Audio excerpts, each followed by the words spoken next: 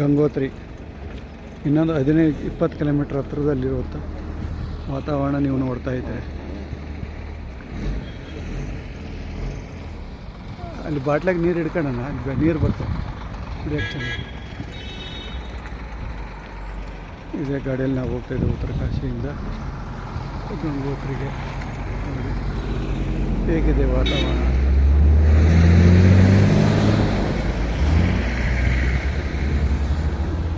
ಫ್ರಿಜ್ಜಲ್ಲಿ ಇಟ್ಟಂಗೆ ಆಗಿದೆ.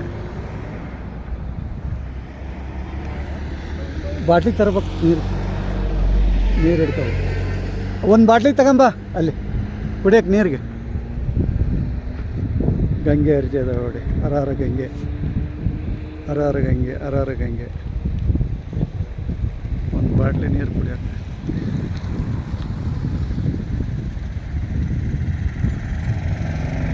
ಜನ ಹೋಗ್ತಾ ಇದ್ದಾರೆ.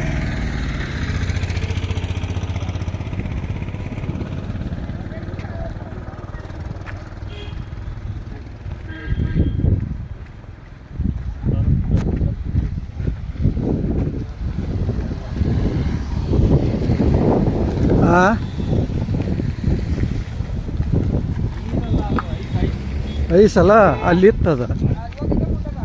ಓ ಐಸು ಆಗಿದೆ ನೋಡಿ, ಐಸು ಆಗಿದೆ. ಓ ಐಸ್ ಆಗಿದೆ.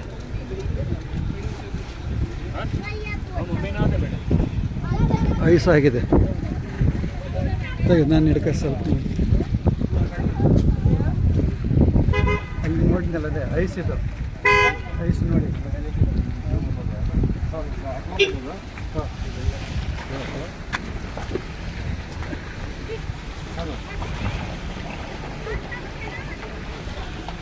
ಐಸ್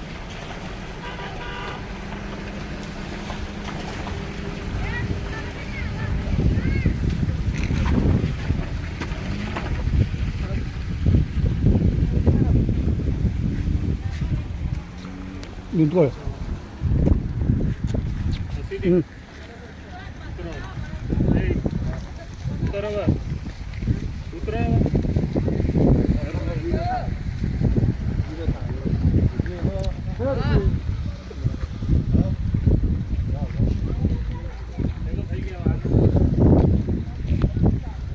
ತಿನ್ರಿ ಐಸ್, ತಿನ್ರಿ ಐಸ್, ತಿನ್ರಿ.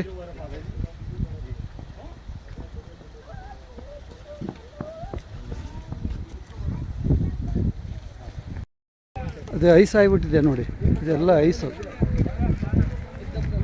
ಐಸ್ ಆಗಿದೆ.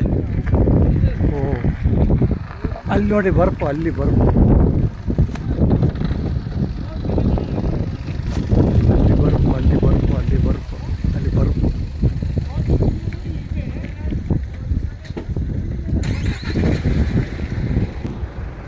ಇದೆಲ್ಲ ಬರ್ಪು ನೋಡಿ, ಬರ್ಪಿದೆ.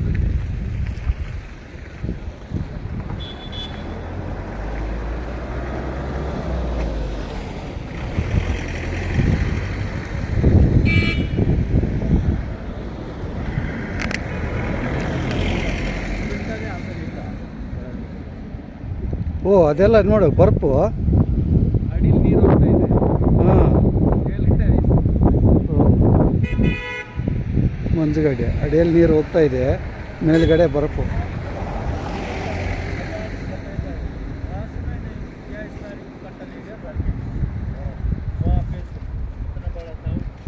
ತಗಾಯ್ತಾ ಸ್ವಲ್ಪ ವಿಡಿಯೋ ಮಾಡಿ ಕೆಳಗೆ ಬಳ್ಳು ಬರಬಾರ್ದು ಅಲ್ಲಿ ಅಡ್ಡ.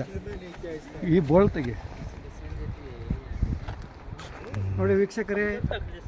ಗಂಗೋತ್ರಿ ಇನ್ನೊಂದು 15-20 ಕಿಲೋಮೀಟ್ರ್ ಹತ್ತಿರದಲ್ಲಿದೆ ನೋಡಿ. ಬರ್ಪು ಕೆಳಗಡೆ ನೀರು ಹೋಗ್ತಾ ಇದೆ. ಇನ್ನೊಂದು 15 ಕಿಲೋಮೀಟ್ರದಲ್ಲಿದ್ದೀವಿ.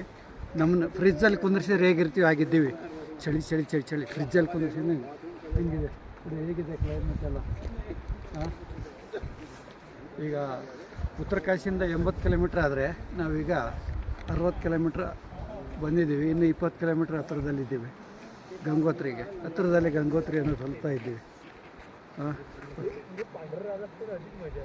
ಅಲ್ಲಿ ನೋಡಿ ಹೇಗೆ ಫೋಟೋ ತೆಗಿಸ್ಕೊಂತ ಇದ್ದಾರೆ ಜನ ಬರ್ಫ್ ಮಧ್ಯದಲ್ಲಿ. ಬರ್ಫ್ ಮಧ್ಯದಲ್ಲಿ ನೀರು.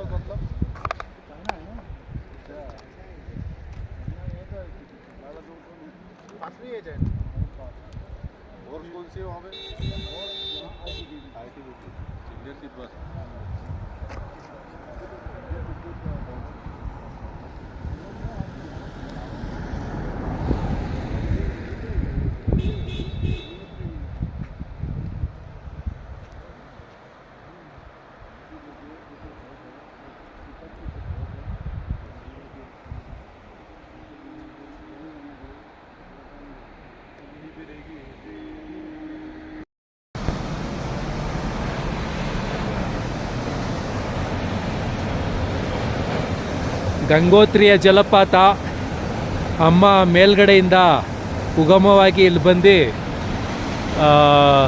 ಧುಮುಕ್ತಾ ಇದ್ದಾಳೆ.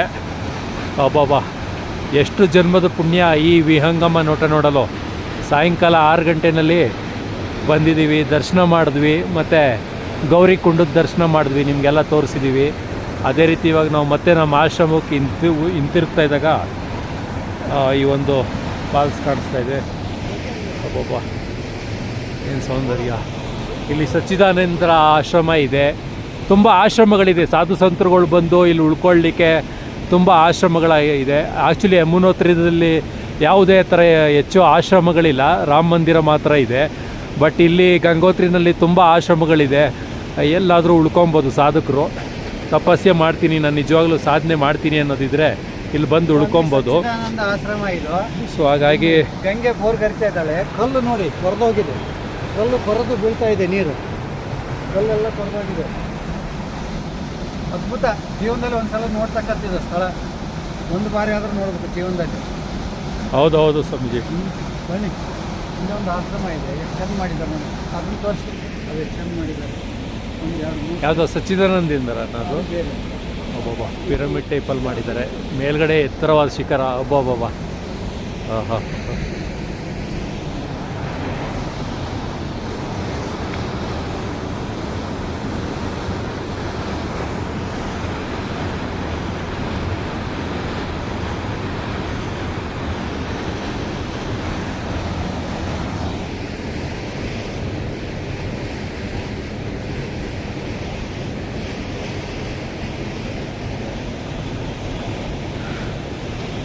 हर हर गंगा मैया की जय.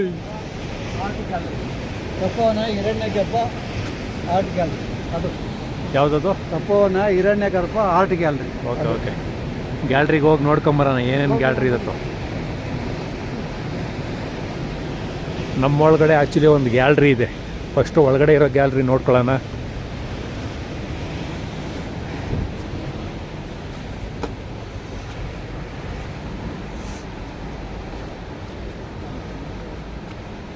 ನೀವು ಹಿಂಗೆ ಪಂಚ ಬಿಚ್ಕೊಂಡು ಹೋಗ್ತಿದ್ರೆ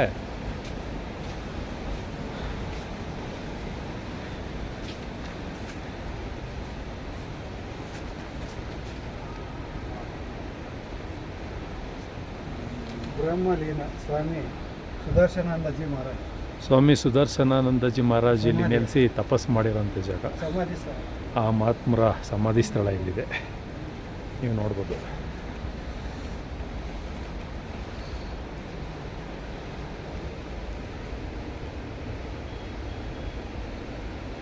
ಗಂಗೋತ್ರಿಯ ಸಾಯಂಕಾಲದ ವಿಹಂಗಮ ನೋಟ.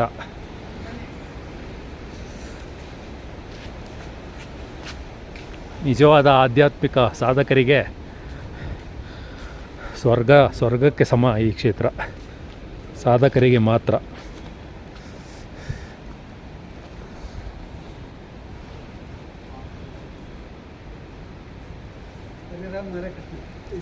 ಸ್ಲೀಪರ್ ಇಲ್ಲಿ ಬಿಡಿ, ಬಿಟ್ಟು ಒಳಗಡೆ ಗ್ಯಾಲರಿ ಹೋಗಿ. ಏನದು ತಗೊಂಬರ್ರಿ ಚೀಲ ಏನಾಗಲ್ಲ.